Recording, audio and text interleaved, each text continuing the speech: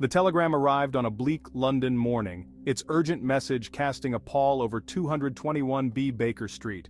A young boy, barely old enough to tie his own shoes, had vanished. The police were baffled, desperate. The family sought the help of the only one who could pierce the fog of mystery, Sherlock Holmes. A child missing, foul play suspected. Holmes, his hawk-like gaze intense, studied the telegram, his mind already racing. The air crackled with the electricity of a new challenge. Dr. Watson, ever the faithful chronicler, observed his friend, knowing that the game was afoot. Indeed, Watson, a most peculiar disappearance. The game is afoot and the stakes are high. The investigation began in the heart of London's labyrinthine East End, a warren of cobblestone streets and gaslight shadows.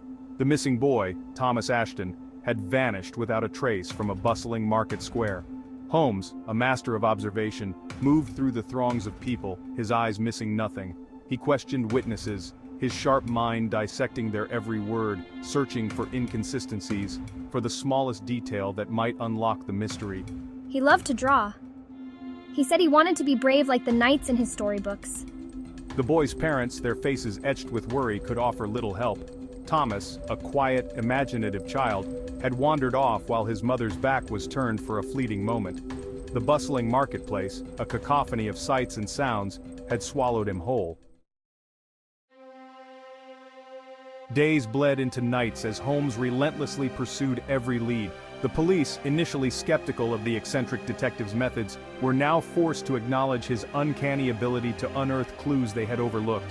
A scrap of fabric snagged on a vendor's cart, a muddy footprint near the canal, each piece added to the puzzle, yet the picture remained frustratingly incomplete. The strain was taking its toll on the Ashtons. Mr. Ashton, a burly dockworker, seemed to age before Watson's eyes, his shoulders slumped with despair. Mrs. Ashton, haunted by guilt and worry, clung to the hope that her Thomas was still alive. Please, Mr. Holmes, find my boy. Bring him home. Section 4. A glimmer in the darkness, false trails, and red herrings. The investigation took an unexpected turn when a witness came forward claiming to have seen Thomas being bundled into a carriage by a woman in a veiled hat. Could this be a kidnapping? A ransom note, delivered to the Ashtons' doorstep, seemed to confirm their worst fears. But Holmes, his keen mind alert to deception, detected a subtle flaw in the kidnapper's handwriting, a telltale tremor that pointed to a different culprit. The ransom note was a clever forgery, designed to mislead the police and protect the real perpetrator. But who would go to such lengths to make it appear as though Thomas had been kidnapped, and why? Section 5. The walls close in, unveiling the truth.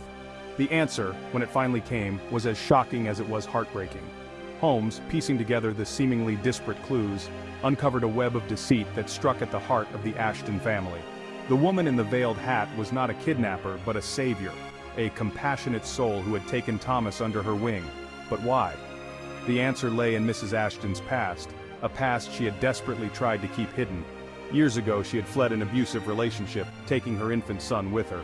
Now her former lover had returned, seeking revenge. Section 6. Resolution. A mother's reckoning, a child's fate. Confronted with irrefutable evidence, Mrs. Ashton broke down, confessing that she had staged the kidnapping to protect Thomas from his father. She had contacted her former neighbor, the woman in the veiled hat, and begged her to take the boy into hiding. In the end, Thomas was reunited with his parents. However, the shadow of his mother's deception hung over their reunion. The police were torn between prosecuting Mrs. Ashton for obstruction of justice and praising her for her protective instincts. Ultimately, the law took its course, but with leniency, recognizing the impossible choices she had faced. As for Holmes, he accepted no praise, finding little satisfaction in the resolution. The case, he knew, was a testament to the complexities of the human heart, a tangled web of love, fear, and desperation. It was a reminder that sometimes the greatest mysteries are not to be found in the annals of crime, but in the depths of the human soul.